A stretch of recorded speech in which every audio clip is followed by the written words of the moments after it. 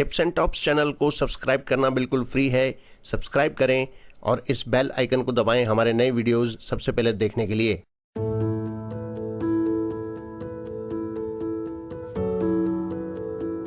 स्वामी रामसुखदास जी महाराज को शत शत नमन। आज का विषय है विश्वास और जिज्ञासा।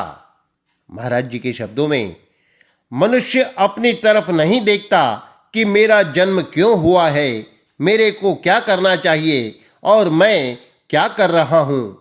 जब तक वह ऐसा ख्याल नहीं करता तब तक उस मनुष्य का दर्जा, आप क्षमा करेंगे, पशु से भी नीचा है। पशु, पक्षी, वृक्ष आदि से भी उसका जीवन नीचा है। मनुष्य हो करके भी सावधानी नहीं है तो क्या मनुष्य हुआ। मनुष्य में तो यह सावधानी, यह विचार होना ही चाहिए कि हमारा जन्म क्यों हुआ है और क्या करना चाहिए तथा क्या नहीं करना चाहिए। खुद से इसका समाधान न हो तो न सही, पर संतों की वाणी से, शास्त्रों से इसका पूरा समाधान हो जाएगा कि यह मनुष्य जन्म केवल अपना उद्धार करने के लिए ही मिला है। भगवान ने अपनी तरफ से यह अंतिम जन्म दे दिया है जिससे यह मेरे को प्राप्त कर ले। ब्रह्मा जी ने यज्ञों के सहित प्रजा की उत्पत्ति की। सह यज्ञाः प्रजाः सृष्ट्वा पुरोवाच प्रजापतिः, अर्थात कर्तव्य और कर्ता ये दोनों एक साथ पैदा हुए। जो कर्तव्य है वह सहज है। आज जो हमें कर्तव्य कर्म करने में परिश्रम मालूम देता है उसका कारण यह है कि हम संसार से संबंध जोड़ लेते हैं, नहीं तो यह स्वयं भी सहज है और इसका जो कर्तव्य है वह भी सहज है, स्वाभाविक है। अस्वाभाविकता यह खुद बना लेता है। इसको यह विचार नहीं होता कि अस्वाभाविकता कहाँ बना ली, कैसे बना ली।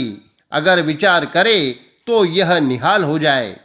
अब एक बात बताते हैं, दो मार्ग हैं, एक विश्वास का मार्ग और एक जिज्ञासा का मार्ग। विश्वास वहाँ होता है जहाँ संदेह नहीं होता, संदेह पैदा ही नहीं होता।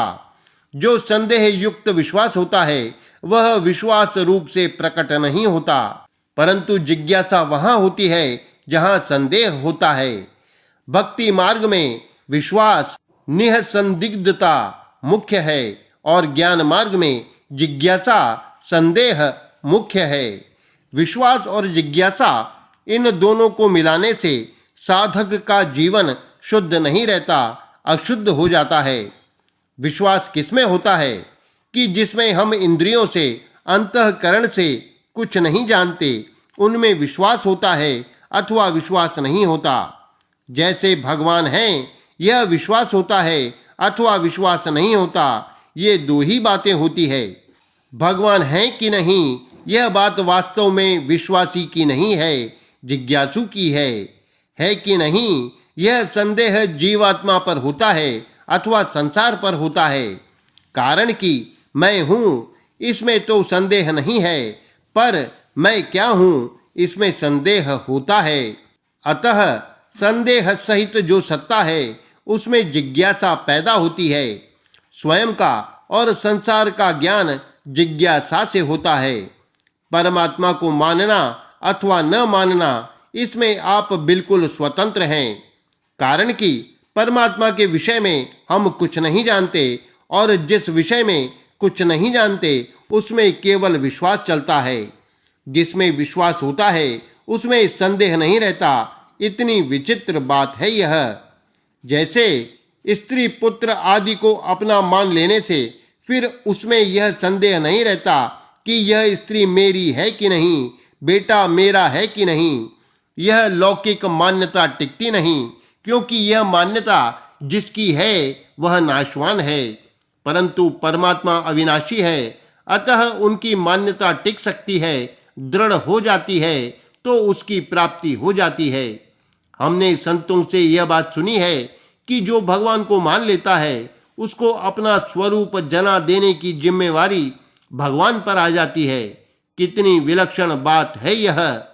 भगवान कैसे हैं कैसे नहीं, इसका ज्ञान उसको खुद को नहीं करना पड़ता। वह तो केवल मान लेता है कि भगवान हैं। वे कैसे हैं कैसे नहीं, यह संदेह उसको होता ही नहीं। पहले केवल भगवान की सत्ता स्वीकार हो जाए कि भगवान हैं, फिर भगवान में विश्वास हो जाता है।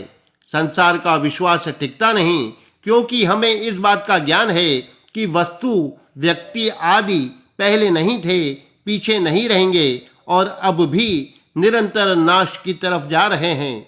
परंतु भगवान के विषय में ऐसा नहीं होता, क्योंकि शास्त्रों से, संतों से, आस्तिकों से हम सुनते हैं कि भगवान पहले भी थे, पीछे भी रहेंगे और अब भी हैं। भगवान पर विश्वास बैठने पर फिर उनमें अपनत्व हो जाता है कि भगवान हमारे हैं। जीवात्मा भगवान का अंश है। ममे वांछो जीवलोके, अतः भगवान हमारे हुए। इसलिए आस्तिक भाव वालों को यह दृढ़ता से मान लेना चाहिए कि भगवान हैं और हमारे हैं। ऐसी दृढ़ मान्यता होने पर फिर भगवान से मिले बिना रहा नहीं जा सकता। जैसे बालक दुख पाता है तो उसके मन में माँ से मिलने की आती है कि माँ मेरे को गोदी में क्यों नहीं लेती। उसके मन में यह बात पैदा ही नहीं होती कि मैं योग्य हूँ कि अयोग्य हूँ, पात्र हूँ कि अपात्र हूँ। जैसे भगवान पर विश्वास होता है, ऐसे ही भगवान के संबंध पर भी विश्वास होता है कि भगवान हमारे हैं। भगवान कैसे हैं, मैं कैसा हूँ, यह बात वहाँ नहीं होती।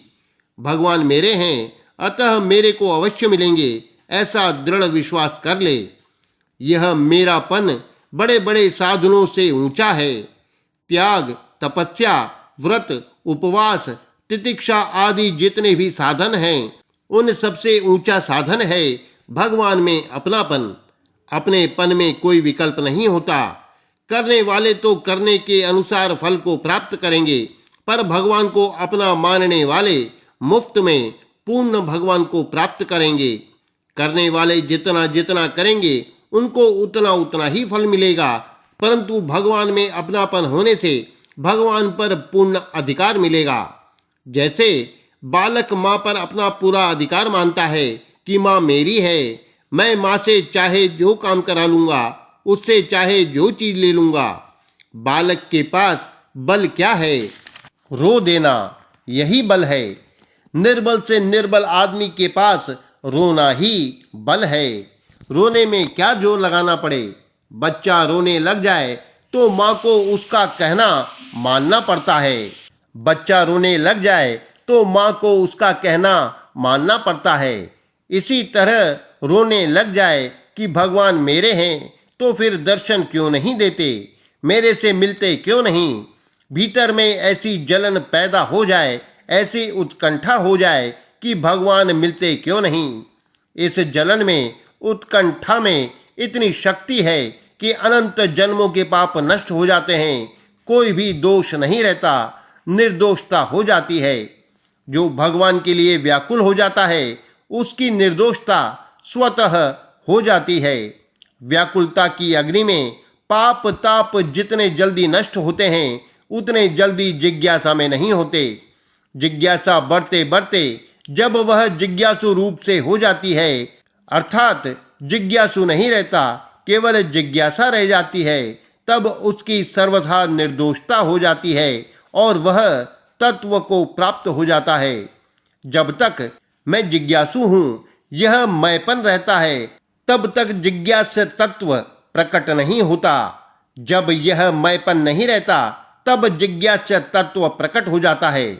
चाहे जिज्ञासा हो चाहे विश्वास हो, दोनों में से कोई एक भी दृढ़ हो जाएगा तो तत्व प्रकट हो जाएगा। कर्तव्य का पालन स्वतः हो जाएगा। जिज्ञासु से भी कर्तव्य का पालन होगा और विश्वासी से भी कर्तव्य का पालन होगा। दोनों ही अपने कर्तव्य कर्म का तत्परता से पालन करेंगे। विश्वासी मनुष्य कर्तव्य की दृष्टि से कर्तव्य का पालन नहीं करता, परंतु भगवान के वियोग में रोता है। रोने में ही उसका कर्तव्य पूरा हो जाता है। उसमें केवल भगवत प्राप्ति की उत्कंठा रहती है। केवल भगवान ही भगवान याद रहते हैं। भगवान के सिवा और कोई चीज सुहाती नहीं। अब कुछ भी नहीं सुहावे, एक तू ही मन भावे। दिन में भूख नहीं लगती, रात में नींद नहीं आती, बार बार व्याकुलता होती है। दिन नहीं भूख रैन नहीं निद्रा, छिन्न छिन्न व्याकुल होत हिया। व्याकुलता में बहुत विलक्षण शक्ति है।